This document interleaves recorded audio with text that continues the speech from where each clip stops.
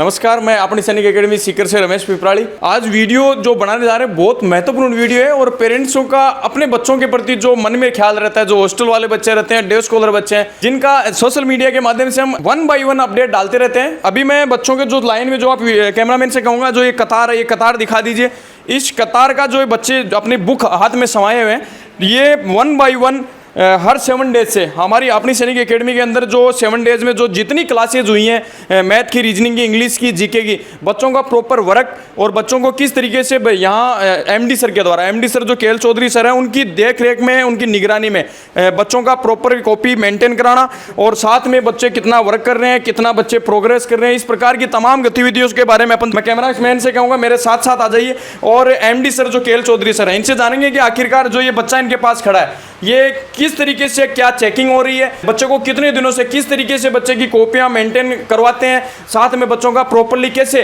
इनका GK, reasoning, English, math में जहां वीक पॉइंट है वहाँ सोशल मीडिया अपने ग्रुप के माध्यम से टीचर्स की मीटिंग 7 डे से लेके और बच्चों की प्रॉपर इनकी जो कमियां है वो कमियां टीचर्स को अवगत करवाते हैं। उसके बाद जो बच्चे धीरे धीरे 1 बाय 1 किस तरीके से प्रोग्रेस करते हैं वो हम यहाँ सोशल मीडिया के माध्यम से बता रहे हैं। मैं एमडी सर से जानना चाहूँगा, आखिरकार सर ये जो कतार लगी हुई है, आखिरकार ये किस चीज़ की कतार, आप बच्चों का किस तरीके से देख रेख करते हो, क्या अपने इनका जो रिपोर्ट मान लो चाहे कैसे अपने पेरेंट्सों को बताना चाहोगे? सबसे पहले तो सभी को नमस्कार। ये आज जो चल रहा है, इनका होमवर्क की स्किल्स को चेक किया जा रहा है कि बच्चे होमवर्क को क्या गलतियां कर रहे हैं। जैसे अभी बच्चे आए हैं, कंपटीशन लाइन है सैनिक स्कूल, मिलिट्री स्कूल, बच्चे स्कूली लाइन से निकल कर आते हैं, उनको सबसे ज़्यादा मैनेज करने का नहीं पता होता है। क्लास नोट्स यहाँ ज़्यादा होते हैं तो वहाँ इनकी स्पीड्स की प्रॉब्लम होती है कुछ बच्चों में राइटिंग्स का लेके इश्यू होता है। तो इन सारे बच्चों को बताया जा रहा है कि किस तरीके से आपको नोटबुक को मैनेज करना। देखो, नोटबुक मैनेज करेंगे तो नोट्स का सही ढंग से लिख पाएंगे, तभी ये आगे जाल के ये नोट्स इनको लर्न कर पाएंगे, क्योंकि एग्ज़ाम टाइम में इनको 3 से 4 बार इनका आखिरकार ये काम क्या आनी है, इनको नोटबुक ही काम आनी है। और यदि नोटबुक अच्छे से नहीं इम्प्रूव हो रही तो वो एक समस्या इन बच्चों में देखने को मिलती है, जो नए बच्चे कोचिंग में आते हैं अलग अलग स्कूलों से निकलकर। तो अभी सबसे पहले हमारा काम इनकी राइटिंग का लेकर है कि इनकी राइटिंग थोड़ी अच्छी होगी तो पढ़ पाएंगे और उनको याद कर पाएंगे। सेकेंडरी जो हमारा रहता है बच्चे को लेके, तो 7 डेज़ में per day subject wise test होता है और उसकी रिपोर्ट्स के आधार पे हम 7 डेज़ में ये आइडेंटिफाई करते हैं कि बच्चा कहाँ पे कितना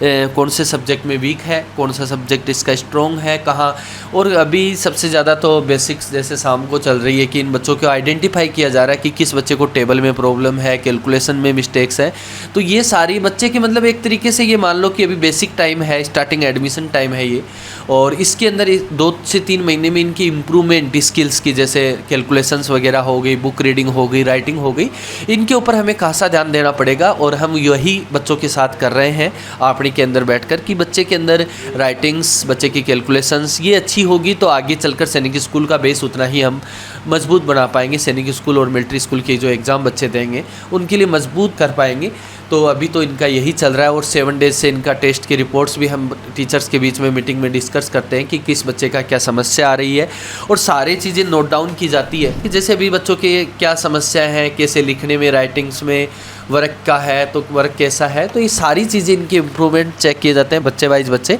और उसके बाद में उस बच्चे पे वर्क किया जाता है। तो आपने यही एक सबसे बड़ी आपने की सफलता का एक राज है कि भाई आपने की सफलता के पीछे बच्चे पे ध्यान दिया जा रहा है, प्रत्येक बच्चे के ऊपर देखा जा रहा है कि किस तरीके से एक बच्चे के अंदर क्या समस्या है और उस समस्या का समाधान टीचर्स के साथ मिलकर किया जा रहा है। जिस तरीके से एमडी सर ने बताया कि प्रॉपर्ली बच्चे पे देख रेख कैसे की जाती है, और जो जैसे सर ने एक पन्ना ले रखा है, इस पन्ने में प्रॉपर्ली ये चेक किया जा रहा है, बच्चे का कोड और नाम के हिसाब से दर्ज किया जा रहा है कौन सा बच्चा किस सब्जेक्ट में कमज़ोर है और किस तरीके से उस बच्चे में उबार लाना है, किस तरीके से उसको निखार लाना है। 1 बाय 1 बच्चे कतार में लगे हुए हैं, अपनी प्रॉपर्ली बुक ले रखी है और इन बुक के माध्यम से बच्चे से खुद से जानेंगे आखिरकार कितने दिनों से आपका प्रॉपर्ली ये पूरा डाटा चेक हो जाता है एमडी सर के द्वारा? 7 डे से। क्या क्या चेक होता है आपका? सारे सब्जेक्ट चेक होते हैं। क्या प्रॉपर्ली आपका किसी चीज़ में, किसी सब्जेक्ट में आप कमज़ोर चल रहे हो तो उसकी प्रॉपर उसके बाद में सुधार टीचर के द्वारा आपको पूछा क्लास में या फिर कोई क्वेश्चन किए जाते हैं, उस